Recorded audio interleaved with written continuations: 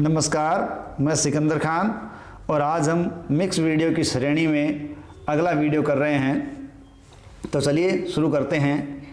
और हमारा आज का पहला प्रश्न है, किस जगह का ऊँट भारतवर्ष में लोकप्रिय है। ठीक है, देखिए भारतवर्ष के अंदर जो ऊँट प्रसिद्ध है वो है नाचना ऊँट। कौन सा है? नाचना ऊँट। देखिए ऊँटों के अंतर्गत खास बात यह है कि ऊँट के कुबड़ में चर्बी का भंडार होता है, मोटी चमड़ी होती है, पांव गद्दीदार होते हैं और रेगिस्तान में तेज दौड़ सकता है और इसको जल्दी प्यास भी नहीं लगती, इसलिए ऊँट है वो रेगिस्तान का जहाज कहलाता है। और भारत में सर्वाधिक ऊँटों की बात करें तो ये राजस्थान में ही मिलते हैं। और जहाँ तक नाचना ऊँट की बात है, नाचना ऊँट है वो जैसलमेर का ऊँट है और पूरे भारत में ये अपनी सुंदरता, अपनी हिम्मत, रफ्तार और बोझा ढोने के लिए बहुत ही प्रसिद्ध है। गोमट भी एक ऊँट की नस्ल है और ये फलोदी, जोधपुर आदि में सवारी के लिए श्रेष्ठ माना जाता है। इसके अलावा गुड़ा, केरू, पाल ये भी शक्तिशाली ऊँटों के किस्में हैं। जालोरी और मेवाड़ी ऊँट है वो कम कीमत के और बोझा ढोने व सवारी के लिए ज़्यादा उपयुक्त नहीं है। ठीक है, तो नाचना ऊँट कहाँ का है? जैसलमेर का। और केंद्रीय ऊँट अनुसंधान संस्थान जोड़बीड़ बीकानेर के अंदर स्थित है। अगला हमारा प्रश्न है, देवरानी जेठानी के ओखड़े कहाँ स्थित है।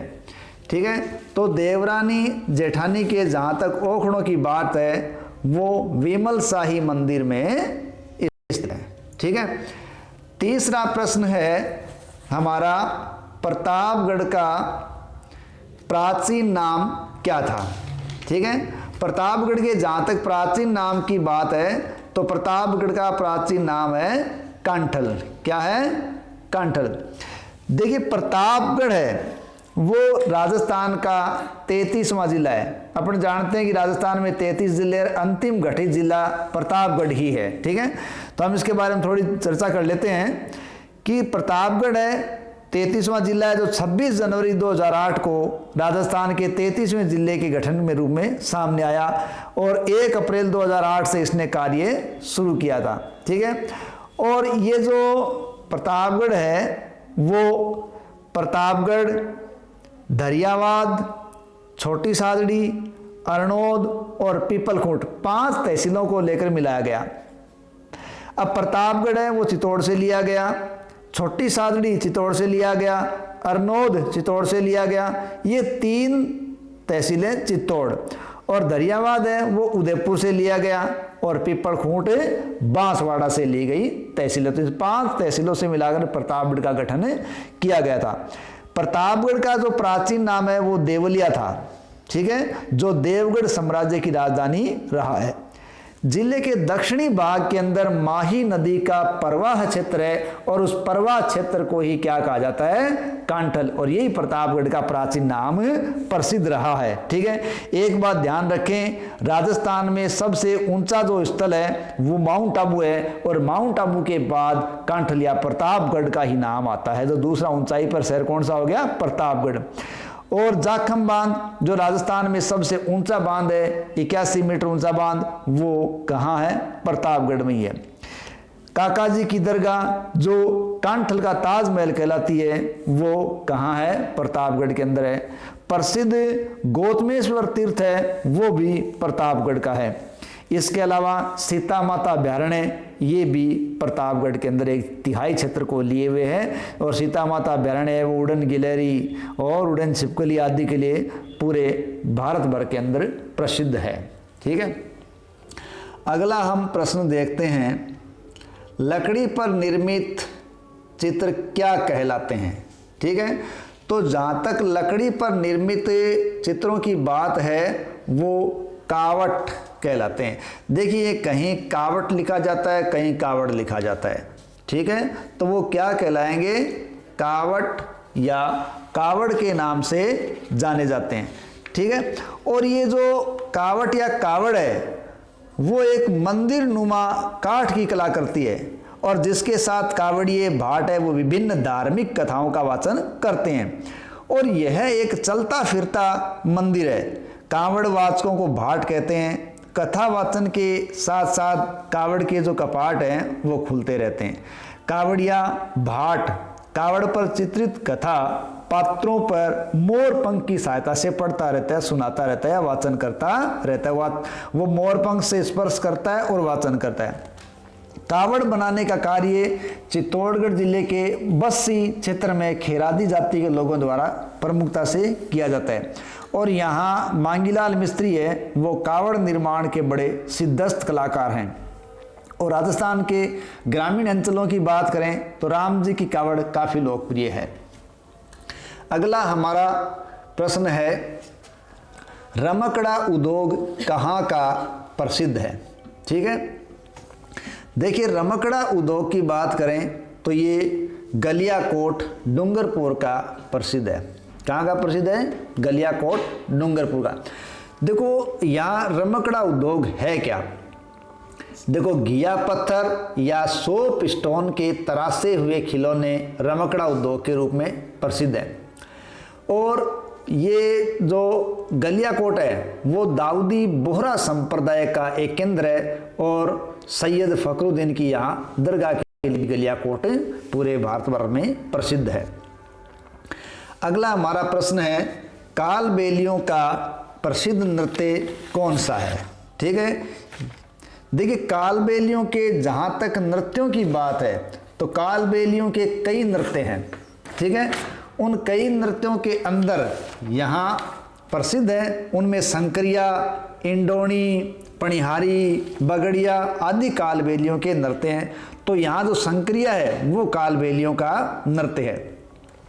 थोड़ी बात मन ने इन नृत्यों पर भी कर लेते जो दिए गए हैं हमारे पास।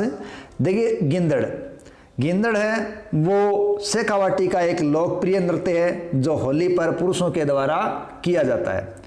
और जहाँ तक गरबा नृत्य की बात है तो ये बांसवाड़ा डूंगरपुर जो गुजरात से लगते क्षेत्र है वहाँ ज़्यादा लोकप्रिय है और ये स्त्रियों द्वारा 3 भागों में प्रस्तुत किया जाता है।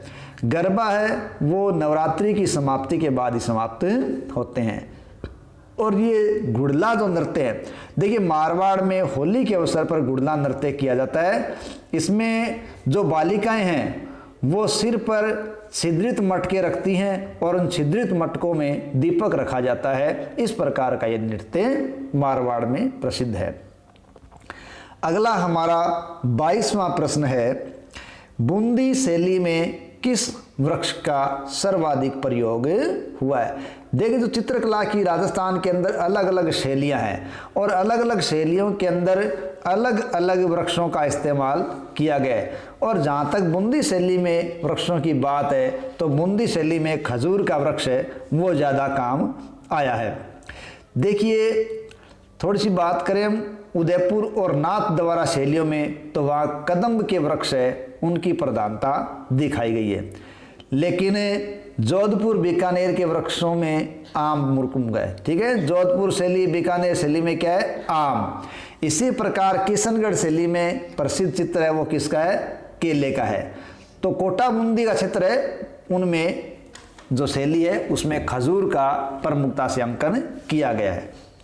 अगला हमारा प्रश्न है, हाथी महोत्सव कहाँ आयोजित किया जाता है? देखिए हाथी महोत्सव है वो जयपुर में आयोजित किया जाता है और ये आमतौर पर मार्च के महीने में होता है और होली के दिन इस महोत्सव का आयोजन किया जाता है। 24वां प्रश्न है, दाबू प्रिंट कहाँ का प्रसिद्ध है? ठीक है, यानी दाबू प्रिंट की हम बात करें तो दाबू प्रिंट अकोला चित्तौड़ का प्रसिद्ध है। कितने का प्रसिद्ध है? दाबू प्रिंट अकोला चित्तौड़ का प्रसिद्ध है। ठीक है, और ये कपड़े पर छपाई होती है जिसमें काले, लाल, हरे रंग है उनकी विशेष तौर से इस्तेमाल किया जाता है। अगला हमारा प्रश्न है, लू नामक प्रसिद्ध रचना किसकी है? ठीक है, ये रचना है चंद्र सिंह बिरकाड़ी की। किसकी रचना है? लू नामक प्रसिद्ध रचना चंद्र सिंह बिरकाड़ी की है। देखिए चंद्र सिंह है उनकी सर्वश्रेष्ठ रचना मानी जाए तो सर्वश्रेष्ठ रचना का नाम है बादली। ठीक है, लू भी इनकी रचना है लेकिन इनकी प्रमुख रचना है बादली। और बादली एक खंड काव्य है और जिसकी तुलना, किसकी, बादली की तुलना कालिदास की मेघदूत से की जाती है। ध्यान रखें, ठीक है। अगला हमारा प्रश्न है, भैरव रागिनी के चित्र निम्न में से किस, ठीक है, निम्न में से किस शैली के हैं। तो भैरव रागिनी के जो चित्र हैं वो हमारे पास कौन सी शैली है, भैरव रागिनी के चित्रों वाली जो शैली है वो है बूंदी शैली। कौन सी है, बूंदी शैली। ध्यान रखें, हमने पहले भी बूंदी शैली के बारे में जिक्र किया था, और यहाँ भैरव रागिनी के चित्र या राग रागिनी के चित्र की शैली है वो बूंदी शैली है, ठीक है। अब इस बूंदी शैली के अंदर और क्या खास बात है, देखो ये हाड़ौती स्कूल की मूल शैली मानी जाती है, और राव भाव सिंह का जो शासनकाल रहा है वो बूंदी शैली का स्वर्ण काल के रूप में जाना जाता है। राजस्थान में पशु पक्षियों का जो सर्वाधिक यदि चित्रण या अंकन हुआ है तो वो बूंदी शैली में हुआ, जिसमें मयूर प्रमुख रूप से इसमें चित्रित हुए हैं।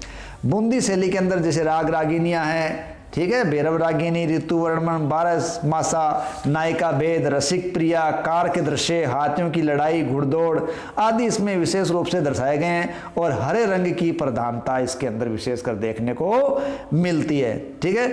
और बूंदी शैली है उस पर दक्षिणी भारतीय, मुगल, मराठा और मेवाड़ शैलियां हैं, इनका प्रभाव भी दृष्टिगोचर रहा है, ठीक है। और इनमें पुरुष और महिला के अंदर देखें तो चित्रों में क्या कुछ खास बात है। पुरुष के चित्रों में देखो लंबा और पतला शरीर दिखाया गया है, बड़ी मूछें हैं, विशाल गोलाकार ललाट है, और स्त्रियों जैसे गुलाबी पतले अधर, झुकी हुई पगड़ियां, घुटनों तक पारदर्शक जामे बूंदी शैली के पुरुषों की चित्रों में दिखाए गए हैं।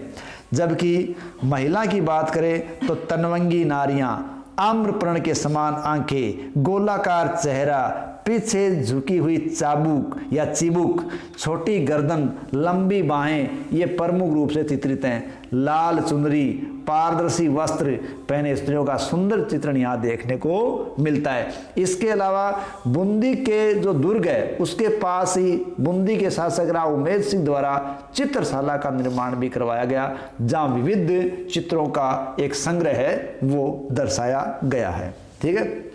तो ये था बूंदी के बारे में विख्यात बात, ठीक है। अब नेक्स्ट अपना जो प्रश्न है उसमें हम देखते हैं, अगला अपना प्रश्न है, किस त्योहार पर घूमर नृत्य किया जाता है, ठीक है। देखिए घूमर नृत्य की जहाँ तक बात है तो वो किया जाता है गणगौर के उपलक्ष्य, और गणगौर है उस पर जो घूमर नृत्य करते हैं तो उसकी खास बात हम देखते हैं क्या है। देखो राजस्थान की संस्कृति की पहचान बना हुआ नृत्य है तो वो है घूमर, लोक नृत्यों की आत्मा कहलाता है तो वो है घूमर, ठीक है। ये नृत्य सभी मांगलिक अवसरों पर राज्य के अधिकांश भागों में, विशेषकर जयपुर मारवाड़ के क्षेत्रों में ज्यादा किया जाता है।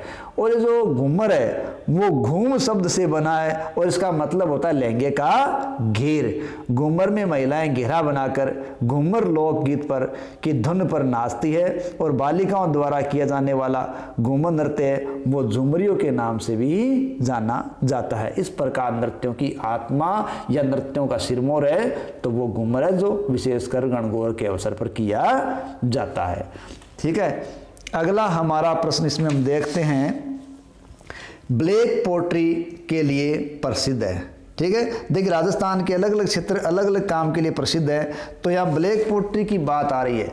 ब्लैक पोट्री के लिए कोटा क्षेत्र है वो प्रसिद्ध है। तो ये मिट्टी के जो बर्तन है उन मिट्टी के बर्तनों पर काले रंग से चित्रांकन किया जाता है, ठीक है। तो काले रंग का चित्रांकन ब्लैक पोट्री के नाम से जाना गया है। नेक्स्ट हमारा प्रश्न है, हिंदू देवी देवताओं का अजायब घर किसे कहते हैं, और वो हमारा उत्तर होगा विजय स्तंभ। देखिए मारवाड़ के गुहिल वंश के शासक हुए हैं राणा कुंभा। राणा कुंभा ने मालवा के शासक को हराया, और मालवा के शासक को हराकर उस जीत के उपलक्ष्य में इन्होंने चित्तौड़ में विजय स्तंभ का निर्माण करवाया।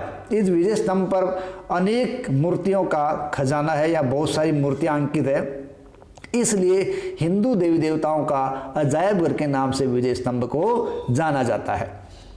नेक्स्ट, निम्न में से राजस्थान के किस मंदिर पर मुगल कला का प्रभाव है वो दिखाई नहीं देता। तो यहां पर को 4 ऑप्शन देते हैं। चित्तौड़ का सूर्य मंदिर, कुंभलगढ़ का नीलकंठ मंदिर, अबानेरी अरसद माता मंदिर, ऋषिकेश का ब्रह्मा मंदिर। तो यहाँ जो कुंभलगढ़ का मंदिर है, नीलकंठ मंदिर, उस पर हमें मुगल कला का प्रभाव दृष्टिगोचर नहीं होता, बाकी सभी पर मुगल कला का प्रभाव दिखाई देता है। अंतिम हमारा प्रश्न है, विमल शाह द्वारा दिलवाड़ा में आदिनाथ का जो मंदिर बनाया गया वो कब बनाया गया। देखिए, विमल शाह द्वारा दिलवाड़ा में आदिनाथ मंदिर जो जैन मंदिर है वो 1031 ईस्वी के अंदर बनाया गया, और दिलवाड़ा माउंट आबू का क्षेत्र है और ये जैन धर्म से संबंधित है। धन्यवाद।